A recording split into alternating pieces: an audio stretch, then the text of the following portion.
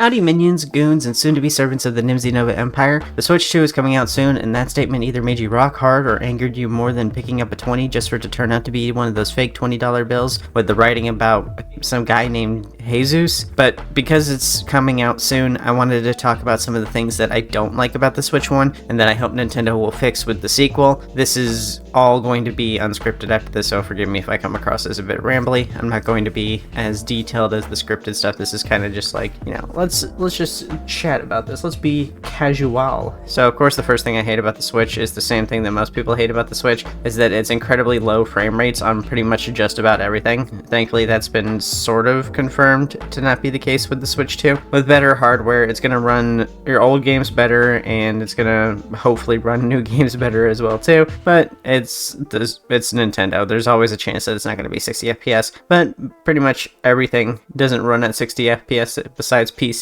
I mean, even Xbox Series doesn't run most of its games at 60 FPS. So also, I'm just waking up a little bit. I literally just crawled out of bed and started making this video. Y'all got me trained to post daily, I guess. The other issues I have with it are stuff related to the appearance mostly. I think overall it's not a very attractive or fun looking system, especially if you didn't manage to get the colorful Joy-Cons. I really hate the way that the colorful Joy-Cons work, how it's one red, one blue. I don't like that they're not both the same color. I hate that if you want to get the same color on the left and right side, you had to buy two sets of Joy-Cons. That's annoying, because we live in an age where all technology is not very colorful or very fun right now. As to like compared to like the Wonder Swan or the Game Boy Color, things aren't fun colored anymore. Drew Gooden has a good video about that, so you should maybe check that out if you want to be depressed about how times are changing and that we are ever crawling forward towards the void. That's why I have these stickers on my Joy-Con.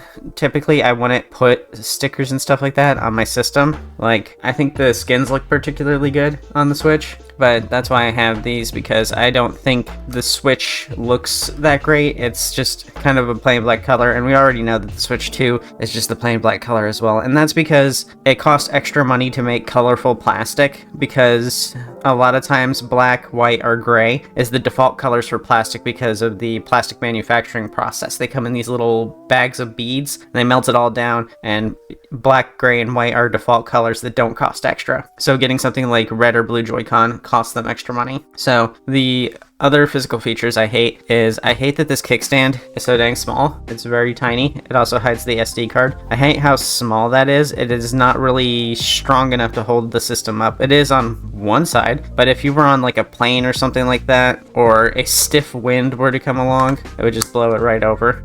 Boop, boop, boop. It's not a very strong stand. I also don't like the vent placement. I don't think the vents are large enough for the system, which is another problem. It gets a little hot sometimes, especially the launch edition.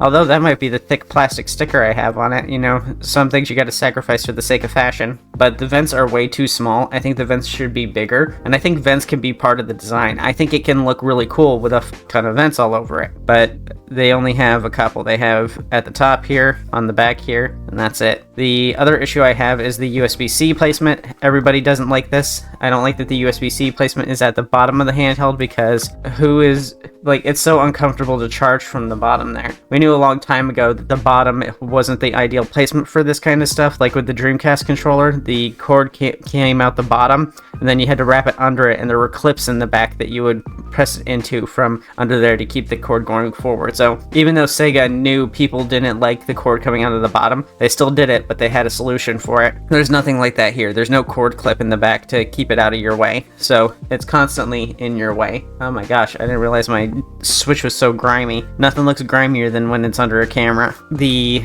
rails. The rail system, I gotta take the other one off to get it there. The rail system is not great. It's metal that is screwed into the plastic, so it has a very flimsiness to it, even more so on the actual Joy-Cons themselves. The rails on the Joy-Cons are very flimsy. I feel like over time that they're just going to break, and they do have wiggle room, and hopefully they fix that. The new way that the Switch controllers plug in looks to be pretty good, but I don't think it looks any more secure than this does. It doesn't look good, but like no one's looking at it. Also, like it's I don't know, it's just really unappealing, and the shoulder buttons are there, but they're super tiny.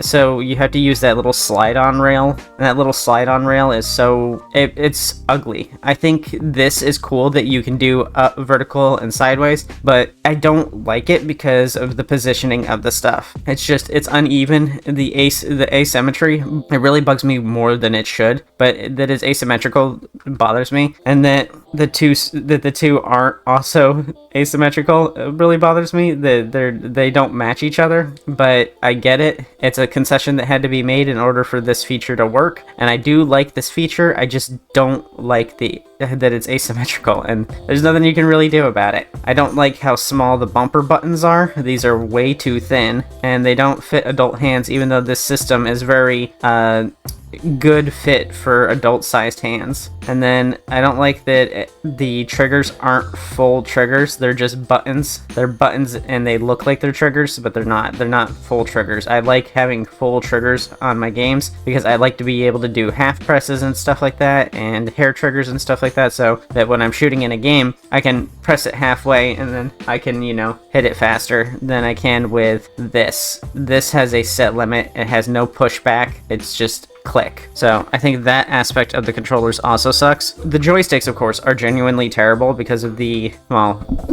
we all know about the dreaded Joy-Con drift. These have the Joy-Con drift, and also they've got this warding and stuff like that. I can't tell if you can see that, but for some reason it's bulging there, and I haven't had that happen with other Joy-Con, but for some reason the rubber is coming undone from the plastic on the inside there, and it's causing this warping thing on it, and it's really weird. The face buttons are way too small. These are way too tiny. These should be a little bigger, at least match a Xbox controller size.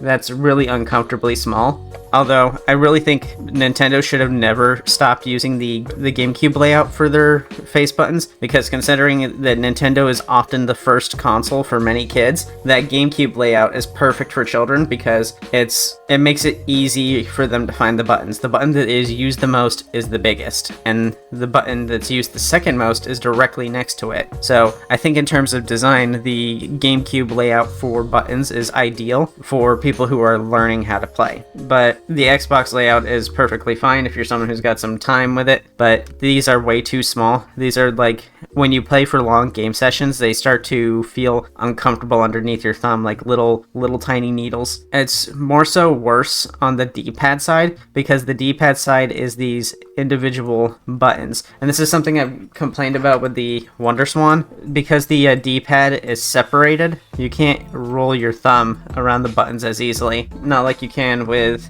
an Xbox controller or something with a full D-pad. One big unit that rocks feels a lot better to play with because you can control it from the center even, and it works almost like a joystick. Or you can more comfortably roll your thumb like this. You can't really roll your thumb super well on these. You can roll your thumb still, but it's not as comfortable, and there's no center control like you can with the D-pad. So I think these are worse. Nintendo created so many good D-pads. They made D-pads popular, and they've had some of the best ones on the market since the very beginning, but then they throw it all out for individual single buttons like that. And I know why they did it. It's because it needs to be able to be used like this. So both players need to be able to have full sets of controls, but I really think a regular D-pad is better. And that's also why they couldn't use the GameCube layout, is because another player needs to be able to use these. So it's a bit of a trade-off. I wish that there was like some in between that we could do that would make it better, but that's how it has to be in order to make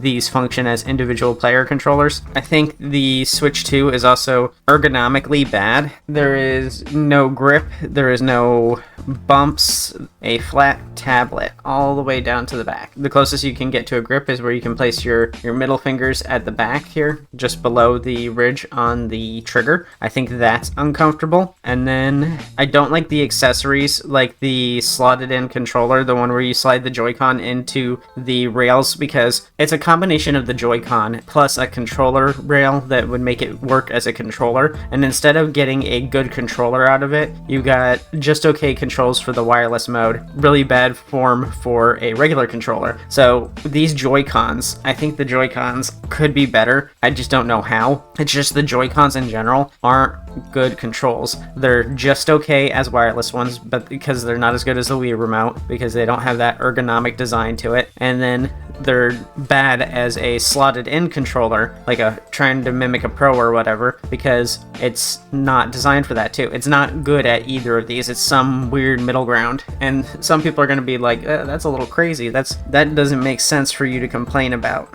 But yes, I also think the infrared placement is bad, but they probably couldn't do better, because if they did it up here, you wouldn't have room for the bumpers. But that means that, like, for the most part, it wouldn't work with like Wii style games. And I really like Wii style games.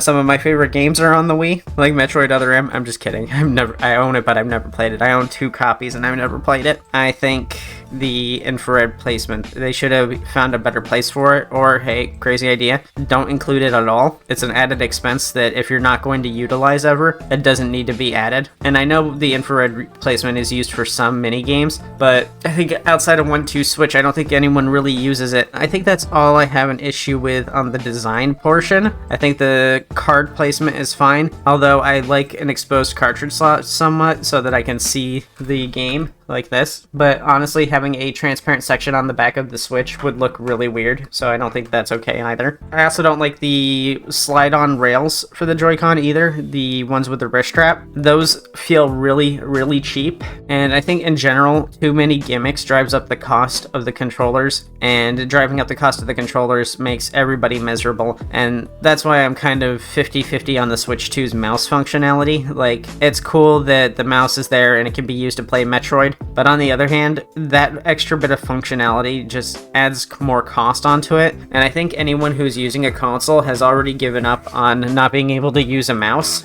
I don't think anyone's really plugging their mouse into their Xbox, even though the Xbox has got full keyboard and mouse support. Anyone who buys a console has already given up on not being able to use a mouse. I think, in fact, the people who play console prefer not having a mouse, but that might just be me. I think unnecessary gimmicks drive up the cost of stuff. There's several gimmicks within the Switch that aren't needed, but I totally get. Like, Splatoon is definitely better with some gyro control. It allows for more precision, but it's also Splatoon, and Splatoon's not exactly Call of Duty. It's trying to be like Call of Duty, but it's not exactly Call of Duty, so it doesn't really need super precise control. So I think the gyros could have been dropped, but also that would take a lot of the best parts of Mario Party out, probably. And I know why they do the gimmicks now. It makes it harder to emulate. Come 20 years from now, when everybody's emulating the Switch 2, or the Switch 1 in general, people are going to be annoyed by the gimmick and stuff like that. So they're going to be hooking up their Joy-Cons to their TVs, or buying old Joy-Cons and stuff like that and using them with their PCs. I think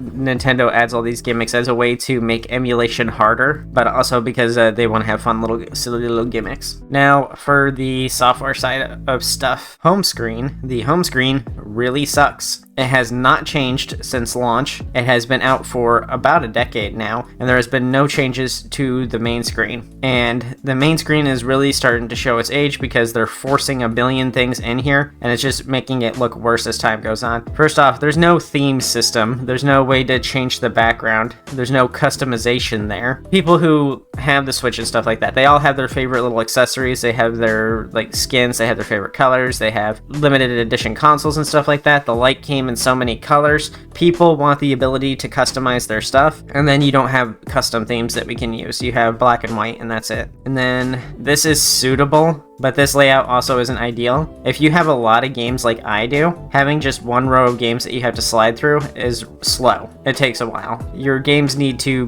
be on a grid that you can choose from here, and then have multiple rows where you can choose from games. This is not great, especially when you have to go through it yourself. And then also, each of these has card icons next to them So even if you don't have the game in that has the card, it still shows up on this menu, which I think is just a big waste of space. If it's a physical game and it's not plugged into my system, it doesn't need to be on the home screen. That can be removed. I already know what physical games I have. And that also means that, like, come a year later, if I were to ever trade in the game, and no longer have it, I still have to see this on my screen. That shouldn't be a thing. If I don't have the card in, that shouldn't be on the list, because it slows down the list. Look, we go to the software, and every game I have ever put in this system is in here. I don't have a ton of games for the Switch, but this list would be about half as small if I were able to remove the games that have,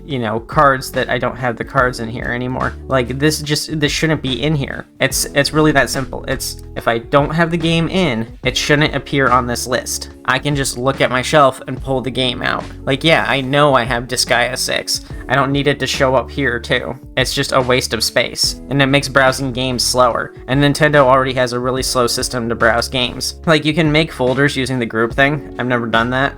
But just alphabetical order alone isn't enough. There needs to be, like, organization by, like, genre type and stuff like that. Or there needs to be a list view. You can organize by how long you played the games. Well, that's good that you can organize by how little you played, so that you know, oh wait, I should spend more time with this game. You can organize by title and publisher. I don't think anyone's going, oh, I only want to look at Capcom games today. There you go. You can filter it to just downloaded software, but that should be the default. That should be the default view. And that should also be on this menu. It is not on this menu. And the other software issue I have is these bubbles down here. There's getting to be way too many. They're starting to get in the way. Honestly, they could put the controller things under system settings, and that would also work. And they could put visual game cards under system settings. The virtual game cards thing is a new addition. I think they added that because of the key card system. Sleep mode, that doesn't need to be there. You should only need to just tap the power button for that to work. Game share, that should be on the social menu. It should be in, like, one of the social menus, because it's a social functionality. Game share is,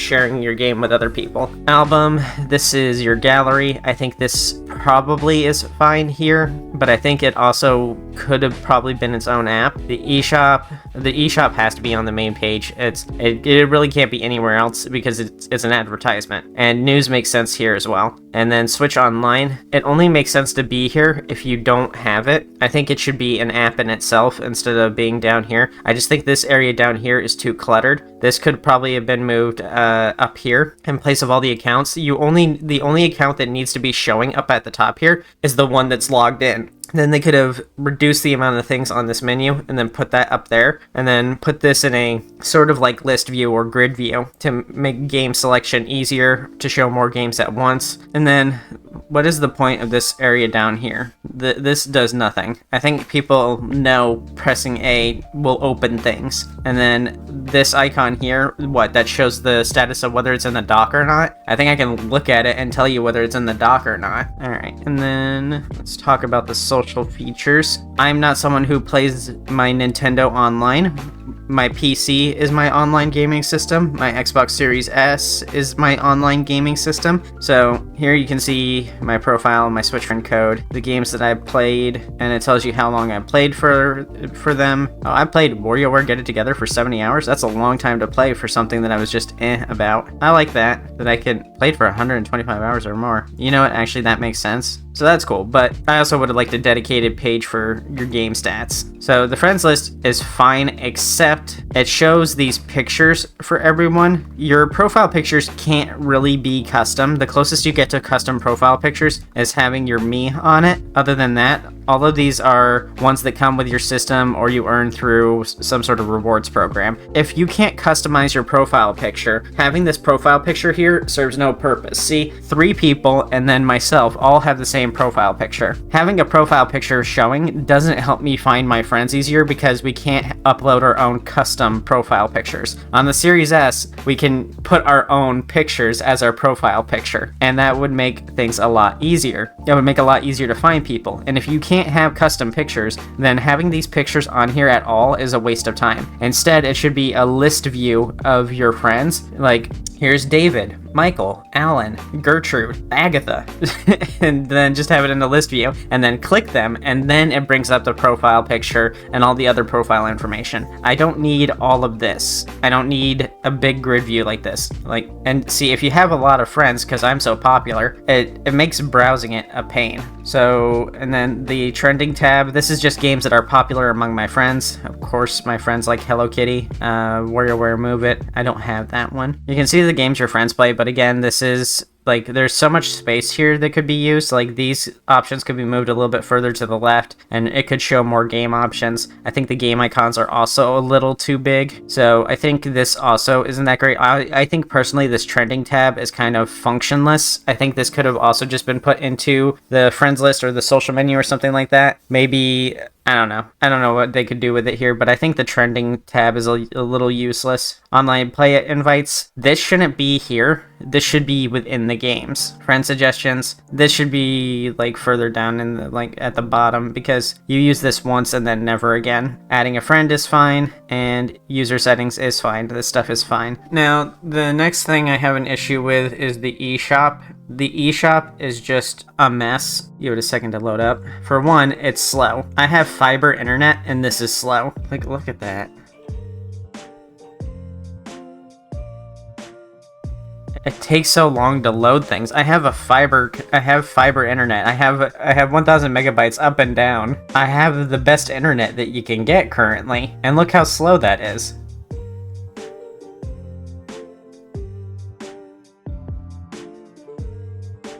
Especially the Switch Online service, it takes so long. It feels like this isn't in the system. It feels like this is a ooh, voice got a little froggy there. It feels like this isn't built into the system to make it light and snappy. It feels like it's a web browser or something like that, like a really old web browser. And yeah, like, it shouldn't take this long to switch to things, especially things that I just opened. There's a third Fuga. God damn, I really gotta start playing that.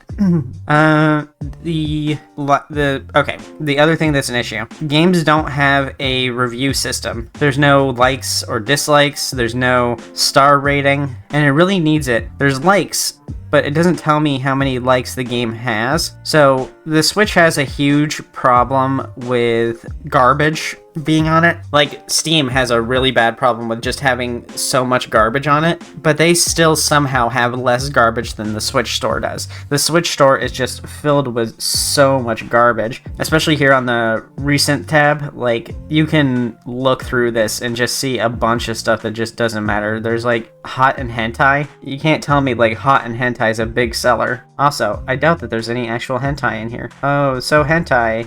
So hentai, there's so much porn here, y'all. Because obviously they can't show it on here. But I don't think there actually is any nudity in this. I think you're probably just going to get some suggestive pictures and some cleavage and stuff like that. It's not even a good porn game. Like, why are you here? There's just so much garbage on here. Oh my god, it took so long to open that. Like, picking a game that takes way too long to open. There's just so much garbage on here that, like, I think it's slowing down Switch Online's, like, search stuff. Like, it's slowing down the eShop because it's so big. Also, why are there 3 separate versions of Fuga on the front page? Why aren't those, like, bundled into one game with a drop-down list of options? Why is it 3 separate options? It's so poorly organized. It takes forever. It's poorly organized. There's so much shovelware on here that's just like there to make a quick buck. And it's all like, it's just bad. It's just really bad. Like, you can go to Great Deals, and it is so hard to search because 2,462 items. And the filter options we have are just price range, genre, and age rating. There's nothing else there. There's no publisher or anything like that. There's no rating system for us to go off because there's no likes or dislikes. It makes finding good games really, really hard. And I think that's on purpose. I think if they implemented a rating system and stuff like that, the shovelware games would not sell. So I think Nintendo doesn't have have an incentive to provide a rating system. I think they're also worried about people being a little too honest with them about their games. There needs to be a rating system. It doesn't have to be a star rating system. Like, it can just be like or dislike, like Steam. But there needs to be some form of aggregate score based off of people's input that tells you whether a game is good or not. Because it is just such a massive pain to find anything. Like the sale stuff, like, yeah, there's a lot of sales, but also there's no way I'm gonna browse 2,462 of them. Like, this is why I don't use the digital shop at all. This is why I buy physical for the Switch, because it's so damn impossible to find anything on here. There's no discovery, there's like no recommendation algorithm. It's not good.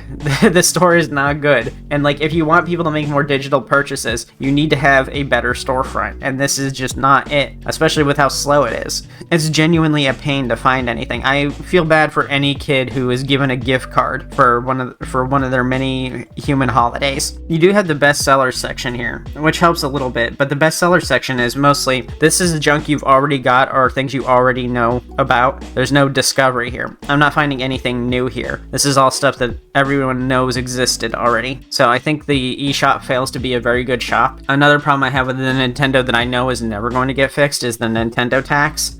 Games come out at $60 on the Switch. They stay $60 forever. Even if a sequel comes out, the original stays $60. That's annoying. That's not going to change, and it's even more so worse now because of the $80 game prices, which is ridiculous. The Switch Online services are also not great. I guess like the Nintendo, the SNES, and stuff like that being attached to the basic Switch Online service is fine, but I think paying extra for the other services is just ripping people off, because like, you can go on some sites and download the entire Game Boy Advance library in like 10 minutes. I know, because I've done that. I have the entire Game Boy Advance library on my Retroid Pocket, and it did not take me long to get it all down on here. So if I can have the entire Game Boy Advance library on my handheld in just like 5 minutes, what is stopping Nintendo, who owns their own games and stuff like that, from getting them all on the service at once in a reasonable amount of time? Like, why does it take Nintendo so long to do this when these files are ridiculously small and easy to source? You own them. You can just take them from ROM sites. It takes so long for like a new release to come out on the Game Boy Advance or like the other Switch Online services, and for no reason. And this was an issue with the Virtual Console as well. But yeah, these games can all be downloaded in an instant. If you got a PC, you can play them. If you got an old Wii, you can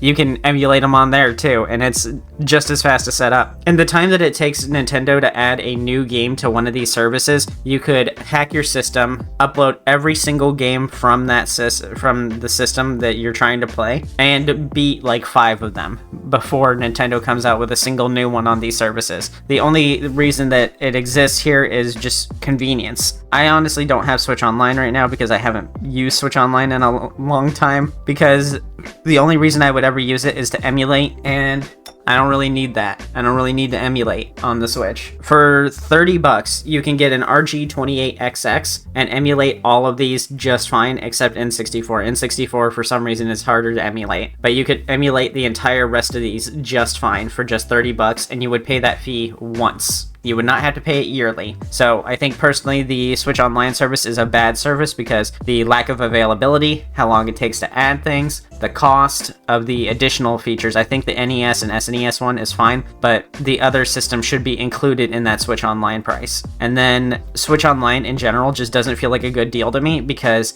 you get that music system. Oh gosh, I can't start my run if I don't play Animal Crossing opening theme. How will I ever get my gains in if I'm not listening to Animal Crossing opening theme? It's not, like, they're trying to make it a good deal, and that it's got online, and that it's got emulation. The $5 a month, or the 20, like how much is it a year? $20 a year or something, like being able to emulate NES, SNES for that much is fine. 1 month for $4, $20 for a year. Okay, I was right, $20 for a year. That is a great deal. The expansion pack is also still a pretty good deal, but I don't think Game Boy Advance should be part of that expansion pack deal. So the other issue I have with the online service is that it doesn't use server servers, it uses peer-to-peer hosting. That means it is your Switch and someone else's Switch that is hosting the game on it. And so we're basically being charged to use our own internet, which doesn't make sense. I know the Xbox 360 did that with like Call of Duty and stuff like that. Call of Duty was peer-to-peer hosting for the longest time, way too long. But I'm paying to use my own internet to host. That doesn't make sense. That's why I pay my internet provider to use my own internet. So I don't get why I have to pay for multiplayer when it's not hosted on servers. Typically, a subscription service is used to pay to maintain the server system so that everyone is guaranteed a good connection, and this isn't going to server fees. This is just charging money for it because everybody else does. Like, I don't think there's anything here that is, wow, I have to have it. System update required. Ugh. System update to use the Switch Online service. I thought that would have came with one of the content updates that happen when you open your system. Why isn't that automatic? Why isn't that specific update automatic? Okay. Let's see. There needs to be a stats page. I want to be able to open up a stats page and see how long I played, how long my average play sessions are for that game, how many kills I have in a game and stuff like that. I want to see extended stats on my games because if games are getting more social, I want there to be social aspects to it, like a stats page that I can share. So like if I play the absolute crap out of a game, I want to be able to show how much that I play the absolute crap out of that game. Oh, maybe I've been talking too long. I got a weird voice there for a second. And then I think the last thing I have an issue with, well, oh yeah, I want achievements. There needs to be achievements. That's like the one thing that other systems do that the Switch hasn't yet. Server hosting and not having achievements. There needs to be an achievement system of some sort. I want achievements and stats. I want to be able to have those things that I can brag about and share with other people. And Nintendo games can only be played on the Nintendo system, so they really need to have it here because no one else is going to provide it for them. And I don't know if there's confirmation on whether or not that's a thing on the Switch too, because that's on the software side, and a lot of software stuff has not been talked about yet. People did get their Switches early, but they're kind of locked behind a day one patch and aren't really functional until that day one patch because they were trying to stop leakers. So then the final issue I have is that there is no web browser whatsoever. Because there's so few video apps, having a web browser would mean that I could go onto the browser and use it to look at app sites where I would typically find and watch videos. And there's a big reason why they don't have a web browser that's easily accessible for people, and that's because of modders and hackers. The Wii U was hackable by using a web browser, and I think the Wii was also hackable by using a built-in web browser. So they just opted to not put one in this time, and there's also just a severe lack of video apps in general. I don't think this ever got Netflix, which is crazy, but there is Hulu and YouTube and stuff like that. It's just the Wii was people's Netflix box for a long time. You can even still hack your Wii to have the Netflix app work on it still. It was a Netflix machine for a lot of people. So it's crazy for this Nintendo console to not have that Netflix app. Like I'm pretty sure there's no Netflix. It's been a while since I last checked. But they have Hulu, which is great if you want to watch TV. Like people rip on Hulu. I use Hulu sometimes. It's good for watching TV shows. Like if you want to watch The Community, which I recommend. It's a very funny show. There is no Netflix. So yeah, the lack of a browser sucks. Because if I had a browser, I could use my movie pirating sites. I think that's it, really. Since the Switch 2 and pretty much everything it can do has already been revealed, we already know whether most of this stuff has been fixed already. But we still have several years with the system post-release, and maybe they'll fix a lot of the stuff in software and OS updates. I think a lot of the problems with the Switch just come from Nintendo not being entirely sure if it was going to succeed or not. Like, the Wii U was such a massive flop, and then this came out, and they were probably like, oh, the Switch 1 might flop too, so let's not work too hard on this. So they just made a lot of weird decisions that just don't really make that much sense. But yeah, hopefully the Switch 2 fixes a lot of this stuff, and I know some of this stuff just isn't going to be fixed with the Switch 2. I will take my Switch 1 games running better. That is okay with me. But that's it for this one. Thank you for watching. If you check out my blog at nimzynova.com, thank you for reading too, and I'll see you later. Bye. Bye bye bye bye bye bye bye bye bye bye bye bye bye bye bye bye bye bye.